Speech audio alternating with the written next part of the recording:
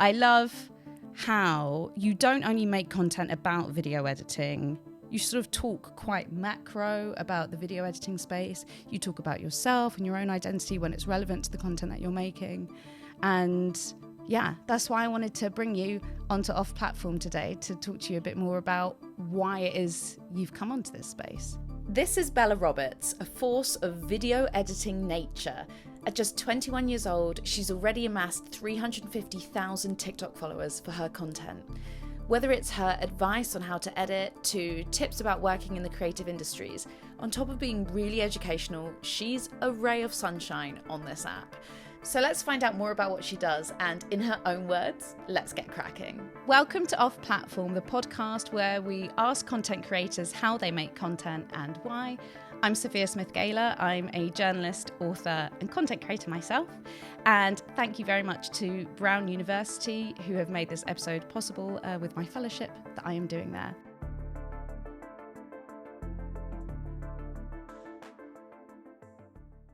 So tell us a bit more about what your job is.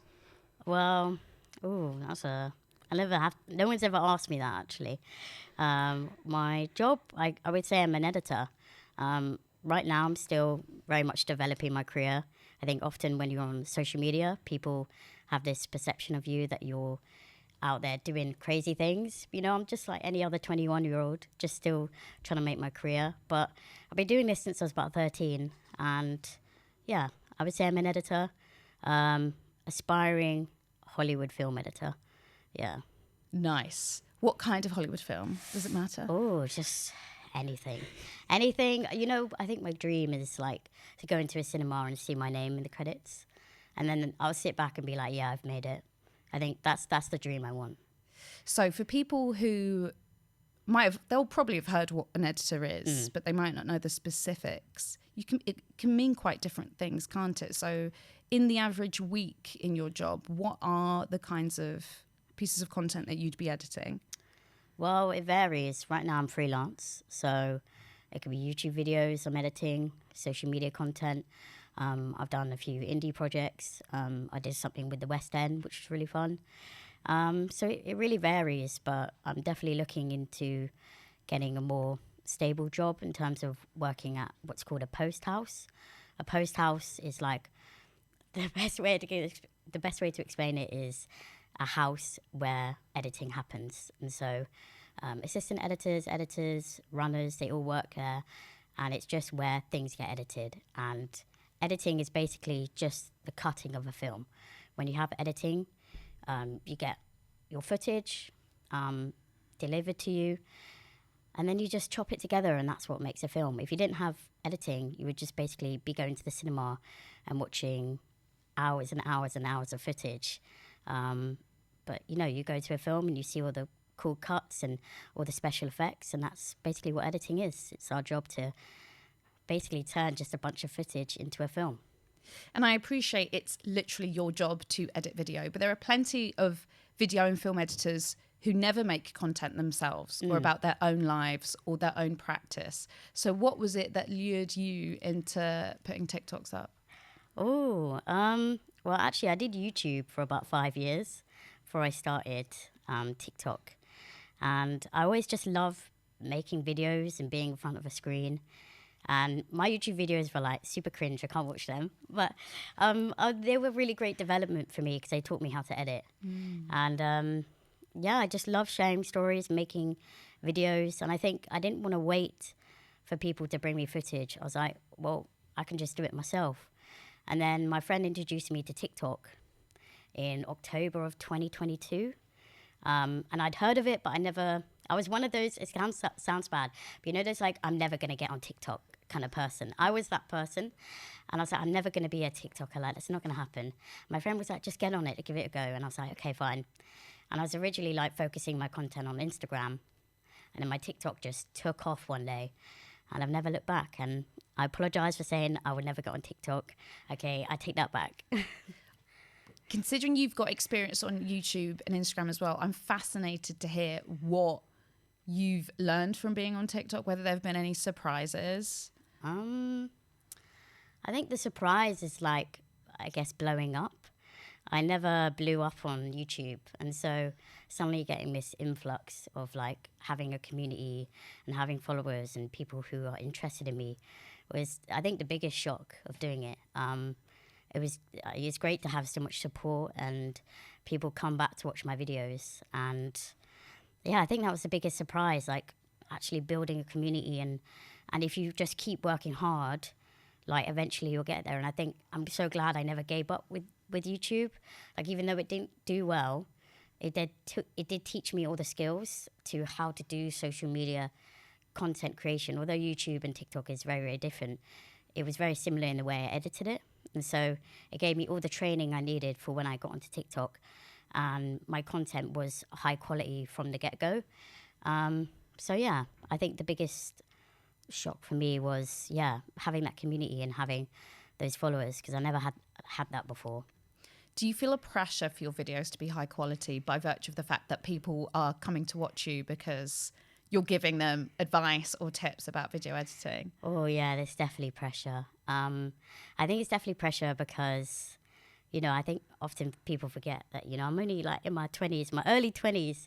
And I think often people rely on me for the knowledge. And oftentimes I'm still figuring it out myself. But I think what's important for me is whatever I've learned over the years, I wanted to share with others. I think for me, knowledge is so important. And when I was in the position of starting out in the film industry, I had no clue where to go, who to look to. And I wanted to be that, voice and that guidance for, young filmmakers, young editors, how to get into the industry, because it feels so gatekept. And it feels like it's crazy in 2023 that like it seems impossible to get into the film industry. And I want to change that. I think it needs to change. Like there's so many great people out there who have the skills, who have the talent, but unfortunately they don't know that person to get them through the door. And still in 2023, the film industry is still mostly driven by nepotism, which is a shame. I think there needs to be more opportunities for people who don't know someone in the industry or if their dad is like an editor, to get them in.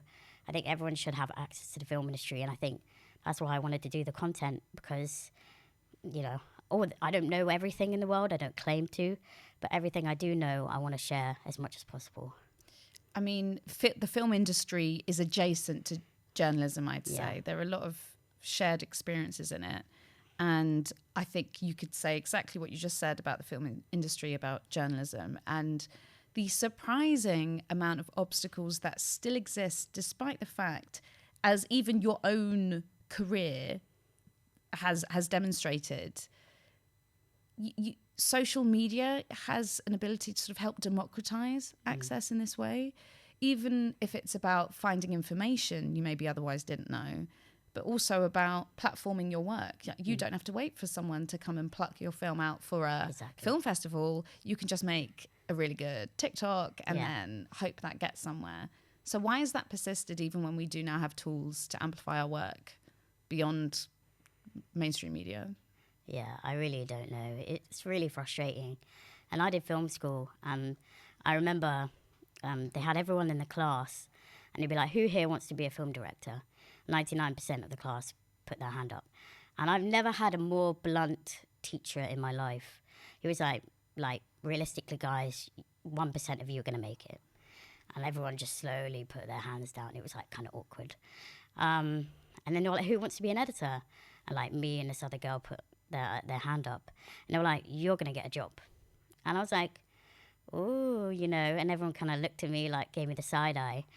And I think it really sucks. Like, the industry just seems like this impenetrable force that you can't get through. And yeah, it sucks, and I'm still trying to get onto that ladder of the industry. I've applied for so many jobs and nothing's been coming my way, and it sucks, and I was like, well, if I'm not going to get a job, I'm going to try and make myself get a job and put my work out there. And like you said, if no one's going to give me time to make a film, I'm just going to make it anyway.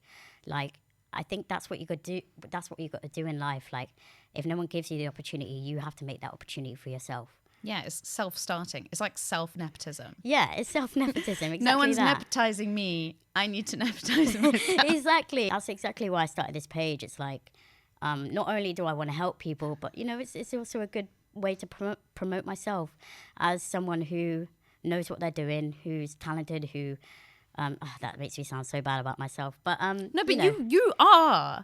like, you are. It's really visible from the work that you do, and it's one thing being talented and creative, and it's another thing being a clearly normal person and like fun to be around, which is I think a really delicate balance to try and achieve online. Yeah, no, I think like I don't know. I think there's definitely like those personalities that you find on TikTok that are just like too much. And I'm just like, chill out, you know? Like, I find that everything that I do in my videos is pretty much the same as how I act in real life.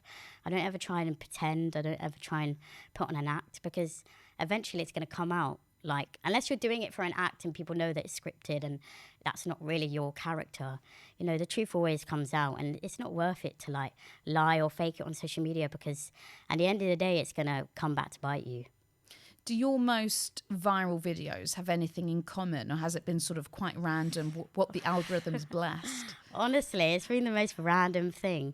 I posted a video about me, how to convert a CRT TV like digitally, like to connect your phone to like one of those really old CRT TVs. That is niche. And like, it was the most random thing, and I filmed it like just in an hour, just one day.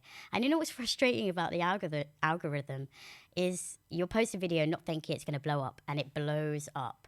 But then you post a video you work really hard on, you edit it for 3 days, you script it, you cry over it, and it gets like 100 views. And so I think you're constantly chasing the numbers. So that's like the one thing I don't like. It's like you get in your head about it a lot. And, you know, I'm trying to like not let it get to me. But I think that's just the nature of the game. Like, I honestly think like TikTok does that just to make you like post more content, because if they give you a viral video, you're like, oh, I need to have that again, so you'll make more videos until you get that viral video again. So yeah, I'm just constantly chasing it, but I'm trying to like step back a bit and realize what's important.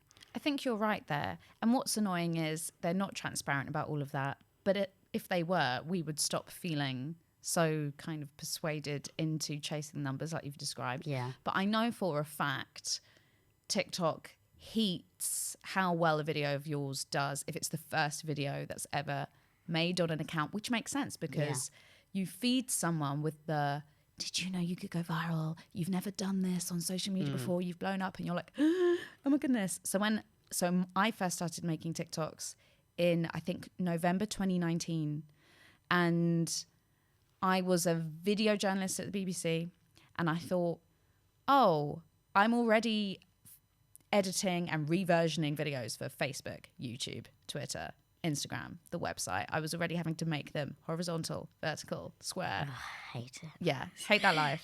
And then TikTok comes along, and everyone thinks that I had this like strategy to sort of change news on TikTok. And I was like, no, I thought someone was going to come over to me and say, can you reversion this video for TikTok as well, please? There's all the other ones. And I'd be like, yeah, fine. So I went on there to figure out, okay, how's this thing work?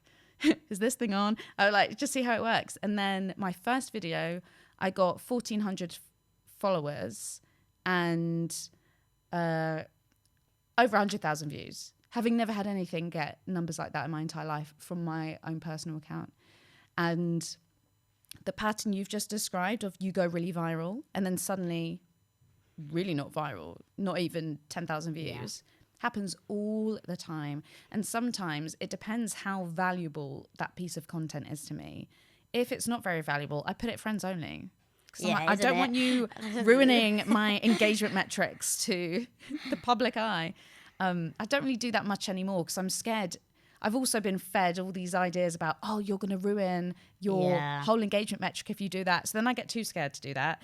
And then the other day, I had something do really low numbers. It had 4,000 or 5,000 views in a sort of 24-hour period. And for me, generally speaking, I know that video will never do well if that's all it's met in that time.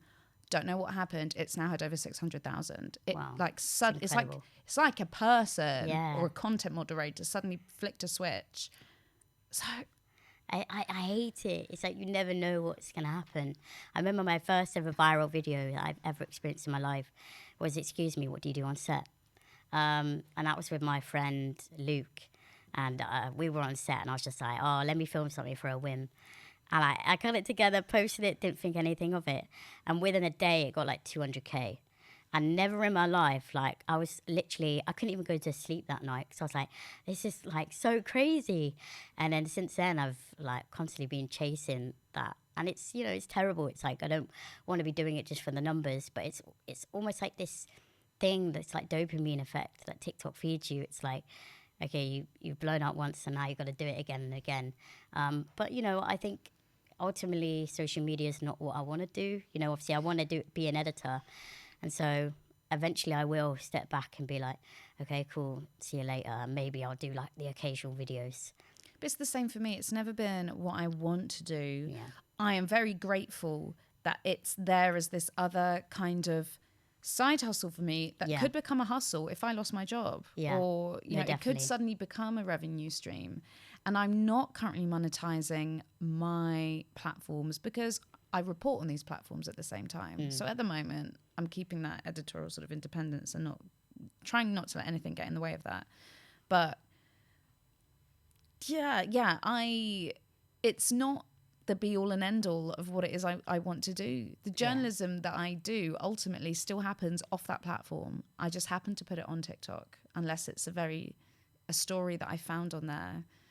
And it's more about the opportunities it facilitates actually outside of the platform. Yeah. I keep talking about TikTok because it's where I found you, but I also put content on Instagram, and I've seen way more growth actually on Instagram in the last maybe 6 months than I've seen on TikTok. Amazing. Yeah, I mean, I'm incredibly grateful for my platform, you know. I never want to seem ungrateful for having it. But, you know, obviously everyone knows that I want to be an editor, so that's like my end goal in life. I don't see myself being 60 years old and be like, "Hi guys, welcome back to my channel." Do you know what I mean? Like, you know, I think it's really great, and I love like having this community and chatting to other filmmakers and chatting to aspiring filmmakers and whoever it is. But like you said, there's so many opportunities that I've never had in my life because I have this platform, and it's just been opening myself up to so many doors that if I probably hadn't started it, no one would have known I existed. What are some of the opportunities now that have happened? Obviously being on here, isn't it? That's number one. You know, editing people's like YouTube videos and things. That was really fun. I'm not allowed to mention who because obviously it's still in the works. It's not anyone big, don't worry. It's not anyone big. Don't get too excited. But you know, just having like more consistent work, which is really nice. This month has been very, very dry, unfortunately, but and then just having that hustle, you know, when I don't have work for a long period of time, I can fall back on social media and have that. And then like working with brands, you know, that's really, really fun. I've never in my life had a brand deal up to that point. And it was like this whole new thing for me. Or like people just like sending me like stuff in the post. And I'm like, huh?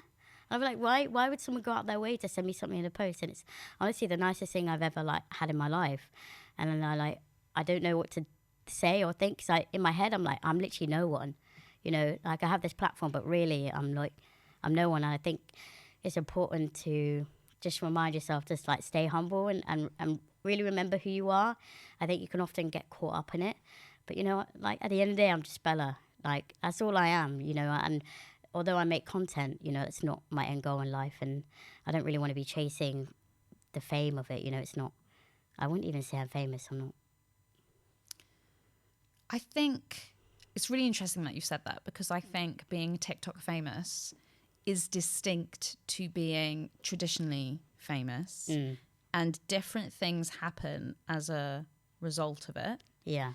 And you only get it if you're on TikTok, in the way that I think I basically sort of missed when YouTube was the TikTok of the day. So there were people I knew of who were YouTube famous, but it was never something that I ever thought I could do. And now TikTok famous is the thing that people say. I was in a meeting this morning, and someone said, "Oh, Sophia's TikTok famous." And I remember when they said that, I was like, "What do you mean when you say that?" Because I think I don't even know if this person actually was on TikTok themselves and they see a number or they see a thing and they assume it. But it's a weird thing to have pinned to your identity, especially when you disagree with it, which I do. I do not agree that I am any kind of famous. Yeah, the same. Yeah, but it's really weird that other people see numbers or they see stuff and they... Yeah. It's really interesting. I think my mum, bless her, she's always like, Pele, you're TikTok famous. Like, she always like, when like mums like type with one finger. Yeah. And like she types with one finger and sends all my videos to all her friends. And I'm like, Mum, I just make content in my room. Like, that's all I am. But, I think it's really interesting the way that people perceive you. And then the way you actually perceive yourself is totally the polar opposite. So, yeah. Is there any kind of content that you make that you wished performed better? Like that the algorithm just refuses to let you get away with? I'm trying to think off the top of my head. I can't even remember what like I've made like in the last like week or whatever. So I'm like trying to go back in my head. Maybe, I don't know. I think my content is so random. It's never the same each time. So I don't know. I think I can never say I wish something had done better because it was so random when I made it. I didn't even think to put it up and be like, yeah, this is definitely going to blow up. I can't say what I wish would do better. I think if that video didn't do well, it's probably for a particular reason. In terms of editing on not only TikTok, but Reels, any short form video, YouTube Shorts as well, are you seeing any sort of culture shifts in how things are edited? For me, since 2019, the production value has shot up to the point that I now think I should be making fewer TikToks because rather than filming them on my phone anymore, I'm probably going to start using one of my DSLRs. Then I have to think about the audio. Then I have the lighting and all these things that I never used to think about. Yeah. But I feel like, hey, maybe this is also better for my mental health to think of, Sophia, doesn't matter what you want to do every week. Just do 2 a week. Meet 2 a week and that's fine. But are there any changes you've seen? I think definitely, like you said, like the level of content has definitely gone up. Like people shoot on high quality cameras, they edit, high quality edits. They have like those like bouncy captions. I can't say because I have them myself, but you know what I mean. Like it's the production value has definitely gone up. I think because people are taking short form content much more seriously, and know like it's a very strong revenue if you do it well and you like quote unquote play the system with it. And I think obviously short form content is becoming like people's full-time jobs. Definitely not mine, but I think if it's your full-time job, you want to take pride in your work and you want to make it good quality, and that's like sort of how I feel.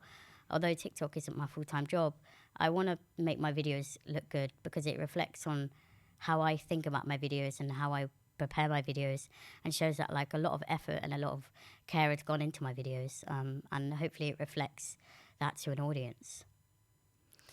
In 5 to 10 years' time, do you see us playing around on all the apps that we're currently playing around on? Well, do you remember when Vine was a thing? Yeah. And like that, oh my gosh, I'm so sad, when my Vine got lost, I didn't know it was getting closed, and so all my Vines were gone. And I was like a Vine person. No one knew me on Vine, but me and my mum knew me on Vine, and that's all that mattered. But all my Vines got lost. I was so sad. But Vine was a thing, and now like TikTok is a thing. I heard like they're banning TikTok or something. I don't even know. So that's a whole thing. But in a few years, it might be another TikTok. Who knows? It's constantly changing. I mean, AI is a thing now, so it honestly scares me the way technology is going. And I wouldn't be surprised if there's just another load of apps that turns out like it. I mean, Vine is like, what was that, like less than 10 seconds or something? I'm pretty sure like in a few years, our attention spans will get so short that we won't even be able to last like 2 seconds watching a video, and that's what it would be. We're just constant scrolling on these 2-second videos. But I remember when TikTok was that, and TikTok was Vine. And the best videos, or the videos that seemed to perform the best, were under 15 seconds. So slightly longer than Vine. And then now they're pushing us to make minute long. Oh, I heard They that. love it when we do an explainer. They love that long form storytelling. That's a minute long. But they love that. They also love, they're trying to push 10-minute long ones, which aren't really, No. I don't know why, but anyone thought that would work. But they're trying to push that. But I just want to quickly come back to the banning thing as well. If anywhere bans it, be it an organization or a state or country at this point, currently in time, and we are recording this on the 15th of May, it's because of precautionary measures that are being taken in the middle of TikTok being treated a bit like a geopolitical football because of who owns its parent company, ByteDance. In Parliament, in the House of Commons, the MP who announced that politicians would no longer be allowed to have it on their work devices, he described it as a precautionary measure, i.e. there's no significant piece of evidence that suggests, wow, bad stuff is happening now, but people are worried about it as a possibility. And yeah, it's a shame. I think it's a shame. I think TikTok has brought a lot of good things in my life, and it'd just be a shame to have it banned just for the sake of politics. And what I say is, if I agree with you, and equally, if it disappeared tomorrow, just like you applied all your YouTube learnings to the TikTok career you would go on to one day have, whether we pivot to Reels or pivot to whatever next thing comes, all the lessons we learned on TikTok, they're not like useless. Yeah, I mean, I think I'll definitely transition over. I'm trying to get on the YouTube Shorts, but I don't like how YouTube Shorts is 60 seconds and under. Because a lot of my tutorials are like, the reason why people like my tutorials is I like to go in depth, and I can't keep it under 60 seconds. Well, I spoke to someone at YouTube not so long ago, won't reveal who, and they said to me, I moaned about exactly the same thing. Because especially with my content where this happens the most, if it's a report that I am doing, which I either have to legally cover myself by saying certain things, or I have to, it's nuance regarding debunking health misinformation, where I can't just explain it in 30 seconds. I need more time. I just cannot do that under a minute. And I said this to the YouTube person, and each person said to me, they had raised it so many times internally at YouTube that this was feedback that creators were bringing. So I bet you at some point they will act on it, because it's silly that they're not. Yeah. But I think it's also because, did long form video ever do well on Instagram? Nah. Did long form video ever do well on TikTok? The current 10-minute ones? Nah. But YouTube, it is the home of long form. And I think they really want to keep the short form and long form separate. Yeah, I mean, I wouldn't mind, like, I aim for my videos to be Instagram length. So under 90 seconds. 90 seconds is a good chunk of time. And I found that really good. But I just wish they would add like an extra 30 seconds like Instagram. I wouldn't mind if it's a minute and a half. Like that would be the cap. But it's just 60 seconds. It's just annoying. What advice would you give to anyone? Let's say someone might be watching this who's 13, like you were when you first started making YouTube videos. But someone who's probably still at school, who's probably pretty savvy around a smartphone, but also has aspirations of doing bigger content and editing film and video. What advice would you give them? What should they be doing right now? I think just start. I think every day, like, I get the same question from people being like, I want to start whatever channel, I just want to do it. And I'm like, well, just start it. Like, I think if you're constantly in your head, like, I need to get this camera or this audio device or do this script or do this and that and the other to start, like, you're never going to start. The way I started mine was I just was like, I want to film this, and YOLO, if it fails, then it's bad. And your first video is always terrible. I don't care who it is, your first video is always terrible. And even on my TikTok, I didn't understand the framing of TikTok because I'm so used to shooting for YouTube. And so I totally messed up my framing and half the video is cut out. So I think the best advice to have is if you're interested in a topic, First of all, really important, have a niche. Niches are really, really important. That's why my YouTube failed, because every video was just completely random. One video I was talking about cooking. The next video I was like, I'm going to go to the park or something. It's just so random. People don't want to follow you for that. Have a niche, just start it. And yeah, I think you can never say if you're going to do, you can never know if you're going to do well unless you do it in the first place. What has been cool? I feel like we've basically both had cheat codes into TikTok because we've both come from professions where we had to film for a living or edit for a living. And I had a head start in bringing some of those lessons into filming for sort of smartphone video. Not that I didn't get loads of those things wrong in the beginning, like you said, because every new platform, you have to learn how to you have to learn it. Make organic content for it. But what would be cool is we should go through on here like five things we've learned from filmmaking and journalism that you should be putting into your TikToks. Wait, we're starting now? Why not? Okay. Brainstorm. I think number one is getting your framing right. Getting your framing right. That is really, really important. Number two. Yeah, but hang on. Wait. Yeah. If we're talking about a TikTok, what does that even mean? Well, where should my eyes be? Yeah, I mean, just like some people who like want to be fancy will film like horizontally and then crop in like in 4K or whatever, and then have that so they can have it for YouTube and TikTok. Personally, I know I'm only posting it to vertical content, so I film vertically. And then what I use is TikTok and Instagram, because they have what's called like safety margins.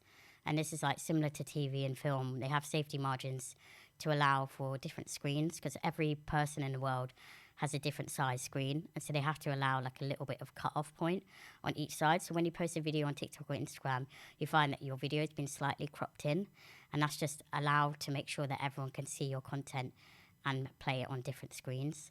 So yeah, framing is really, really important. Framing, and then just making sure, like for me, when I do like my tutorials, that nothing goes outside my safety margins, because then I know it'll be cut off. Okay. I'll come in with point number two. Mm-hmm. A veteran camera person told me that the most important thing about pictures, he said, video, is the audio. Okay. I have a different debate about that. Oh, okay. I love this. Because his argument was that you can film something, and certainly in like the TikTok age where you can have an audio bed that can just cover, really poor audio, that's different. If you're doing documentary filmmaking and you filmed something and the audio is rubbish and you can't hear the interviewee who is telling you the piece of information that's important for the story, and the audio is bad and you sort of react to it like that, it immediately shuts down the way that you can receive a story. So, but do you differ? I totally, I'll be honest, I totally agree. I think people will watch, like, I never ever want to promote it, but when you go on YouTube and you like watch a random video, it's like maybe a bootleg or something, you don't mind watching the bad quality because the sounds are right. Yeah. I'm never promoting this, by the way. But I think, sound is so important. But I think what I'm getting at is like, obviously in film, everyone has their own departments. So I guess if you're specifically talking about cinematography or filming, in your case, I'm going to be fancy here. Okay, do it.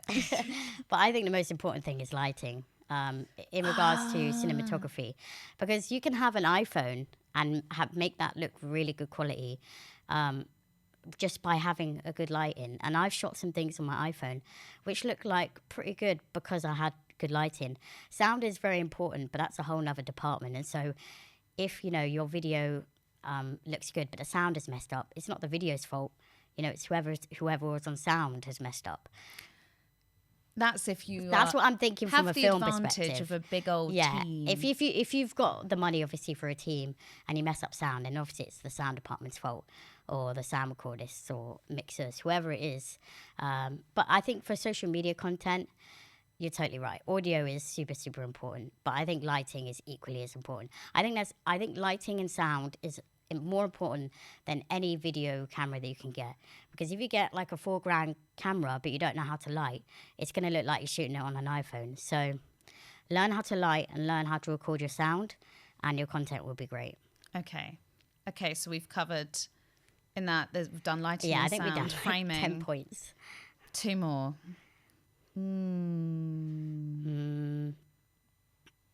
I guess like maybe your niches. I think it's really interesting what you said about that, because for my mental health, I've never niched down. Oh, really? I know that I would probably have way more followers right now and a higher engagement rate if I did niche down. The problem is I have lots of areas of interest, lots of things I constantly work on or may wish to promote. And especially because I got on TikTok not that long before a pandemic occurred. And it became a way, not only as part of my sort of professional journalistic toolkit, it also became how I had fun. Yeah. It became this sort of weird limbo space of all this random content in my life. And that does ebb and change depending what I'm working on. But to think of this week, I have a story that I'm working on that when the minute it comes out, I want to amplify it as much as possible. So I have already made the decision, I'm going to make a TikTok about that. I don't always make TikToks about my news reports, but this week, this one I want to. Then it might be a story might come out, or a paper might be published about an area I've reported on before that I'm really interested in. That has nothing to do with the subject of the news story that I'm doing this week. And then if something really fun happens in my life, like the other night, I will make a TikTok about this. The other night, I got invited to the restaurant that's in the menu. Have you heard about? No way. Really? Yeah. Like the actual one? Yeah, the actual one. That's a bit dangerous, no? I know. And I was invited there with like famous people. Wow. And I thought, this is literally the plot of the menu. Yeah. And I'm going to make a video about that. That's so fun. I would watch that video. Okay, in summary, point 4, niche down if you want. Sometimes. I think niche down at the beginning, and then once you found your community, you can post whatever you want. That's true. Yeah. I think true. that's how I did it. Like I niched down, make sure all my content was about editing. And now that I've got a sort of community, I just post whatever I want whenever I feel in, because I don't really care like if it goes viral or not. I want to have that relationship with my audience. I think that's really, really important. Yeah, I think so too. Point number 5, piece of advice that you might give. I would, if you have an idea, we can compete for point 5. One of mine would be always do your research. And this especially comes from if I am delivering an explainer about a topic where there are people who really consider themselves experts. Oh, gosh, yeah. And I, as a journalist, I often have to step in and become a semi-expert just to report the story. And then tomorrow it will be another one, depending on the news cycle. And there can be people online who really come at you. Oh, my. Yeah. And it's not that you've gotten anything wrong necessarily. It's that you haven't said it in a sort of specific... Yeah, oh my gosh. I would say that and I guess that also covers under you need a thick skin to be on the internet. Yeah. I think that covers under 2. Obviously my YouTube was never big, and then as soon as I got on TikTok, people can say some nasty things to you, for nothing. I'll post a Premiere Pro tutorial and people will be saying all these nasty things. I'll be like, whoa, I just posted a Premiere Pro tutorial, calm down. I think, just definitely having that thick skin and just knowing that people who are commenting don't really know you or care about your content, and they're just saying it just to get a reaction out of you. But yeah, I think, wait, what was the other point? I've lost my train of thought now. We were talking about, my point was always do your research. Yeah, I think, research and that. I think, I remember, because, I don't claim to know everything, and I just explain it in the way that I know it as. But people will comment that's not the right way to do it, da-da-da-da-da. And I'm just like, okay, sorry, you make a video about it then. Do you know what I mean? It's so easy to comment, and I'm just like, you make a video and you explain it, but, they don't really care, do they? People making those criticisms, whenever I click on their profile... So often they don't even put their real name or a photograph Yeah, themselves. and it's all just a fake profile. Or they make no content ever. Yeah. So they are criticising your content without... Yeah, even trying it themselves. I would understand if they criticise my videos and then at least did it themselves. And I'd be like, okay, fair enough. But, I guess, what's that saying? It's takes one to know one. Is that the right saying? Yeah. But I don't even know where that comes from. But... yeah, it's like, don't comment that you know better without at least doing it yourself. Like, I don't mind like constructive criticism, but when it's just like, I don't like your content, I don't like, oh, see, I'm getting aggressive now. So, when it's like, I don't like I don't like you, I don't like your content, you're doing it all wrong. It's like, well, you give it a go then, and you give it a try. I never once in my life claim that I know everything. I'm just sharing what I know, and if people find it useful, that's so great. But if you don't want to listen, you know what's great? You can just scroll to the next video. That's all it is. But people who come to my content with that attitude, I learned one of the best lessons this year, which was someone, part of the fellowship that I've been doing, that is part of why this whole podcast is happening, said to me, always assume good intent. Yeah. And I realised, as a journalist who often reports on wrongdoing and people doing bad stuff, sometimes I just am so much in that sort of skeptical, cynical space that maybe even I don't always assume good intent when someone posts a comment. Yeah, that's so true. But equally, some people making those really vitriolic comments on some of my content have not assumed good intent from me, and they've just gone straight for the jugular in a completely unnecessary way.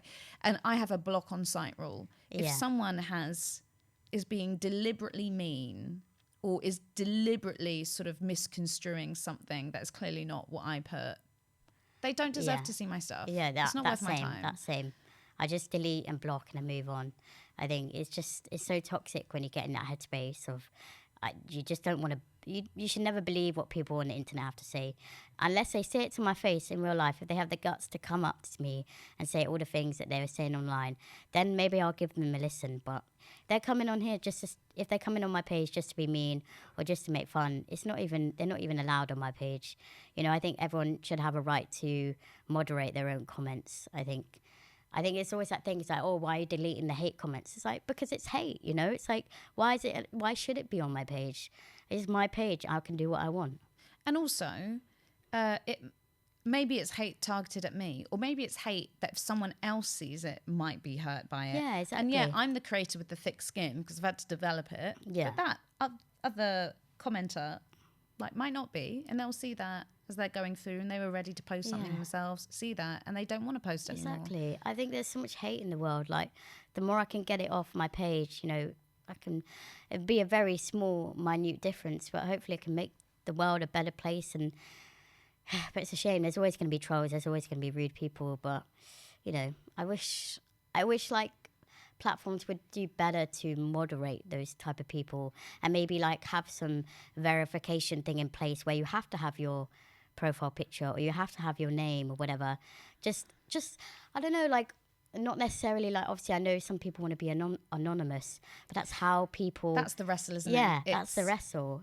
You might be someone in a country and you want to post freely about your state, but I know exactly what you mean. And again, like you were talking about, this sort of applying your own moderation to your page, I definitely will respond to someone and give them more of my time if they have a well-articulated criticism or question. Yeah.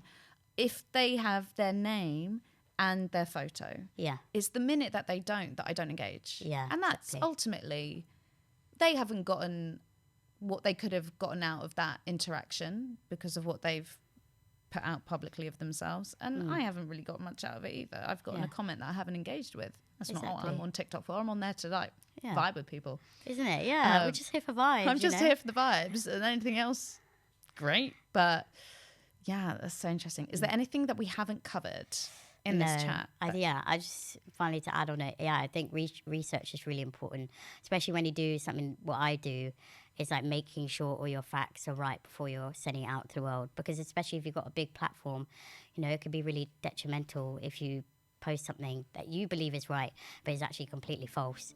You know, you can do a lot of harm. For more of Bella Roberts, you can follow her on TikTok. Her handle is @Bella_does_editing. For more episodes of Off Platform, make sure you're following me, Sophia Smith-Gaylor, on any social media platform. And remember that these episodes are available to watch as well as listen to on YouTube.